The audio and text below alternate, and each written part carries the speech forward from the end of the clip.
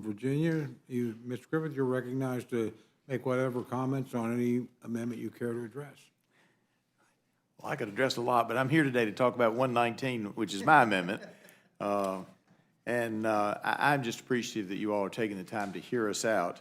Now, this amendment is part of my efforts over the years to try to bring parity in between renewables and fossil fuels.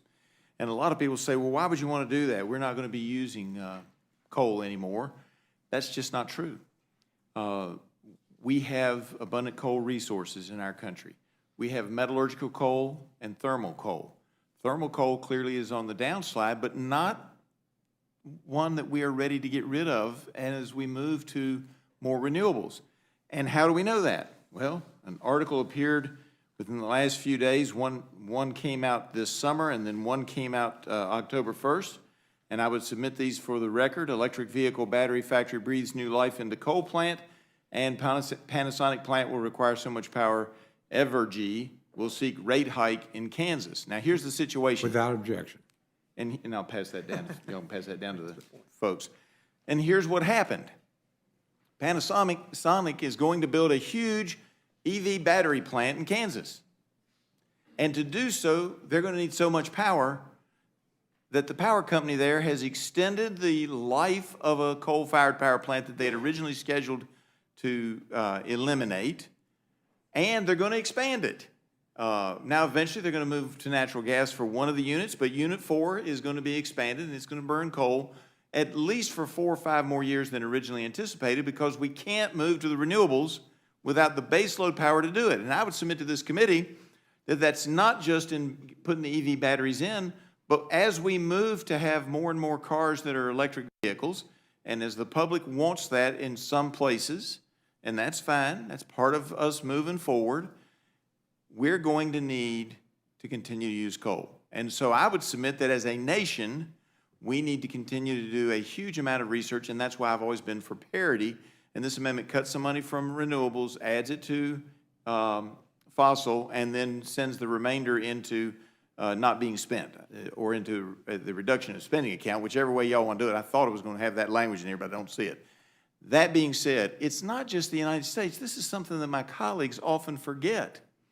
There's roughly 300 million people in India who do not have a on-call electric power source. 300 million people, that's almost as much as the population of the United States. If you're the leadership of India, are you going to say we're not going to use our coal, we're not going to use our abilities to provide that power to our people while the rest of the world is able to do so? I don't think so.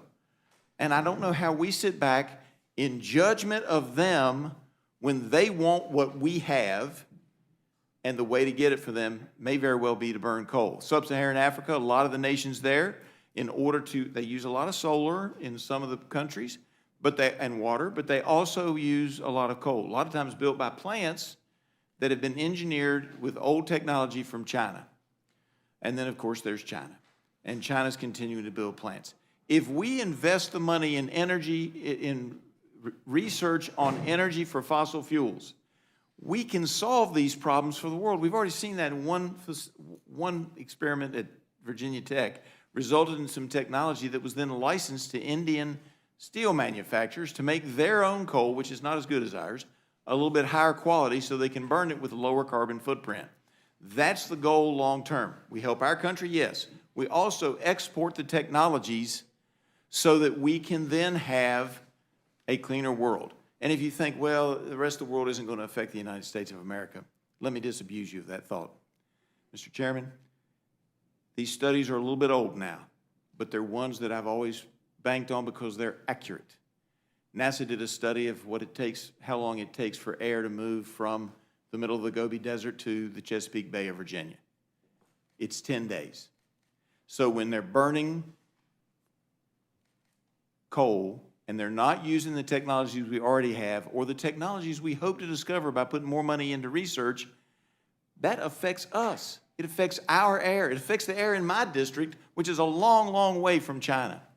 Further, an old study, and the numbers may be a little off, but I think there's probably still pretty dramatic, a majority of the mercury in California came from Asia. comes across the ocean. So we have an obligation, if we're going to spend this kind of money on research, we have an obligation to spend it not just on renewables, ladies and gentlemen, but we have an obligation to spend it on fossil fuels so that we can make the rest of the world safer to breathe air and make it safer for us to breathe air. And if we stick our heads in the sand and we continue to think that if we just do it here in the United States, it's going to solve all the problems, then we're mistaken. And we are adopting a self-centered approach which is not healthy for the world or healthy for us. That being said, I can go on about research projects in my district and other facilities where they've got flatbed filter processes that can take any substance you want out of any smokestack or any facility. They're currently using this technology in chicken plants to pull ammonia out, and the technology can be used, originally was developed to be used for coal-fired power plants.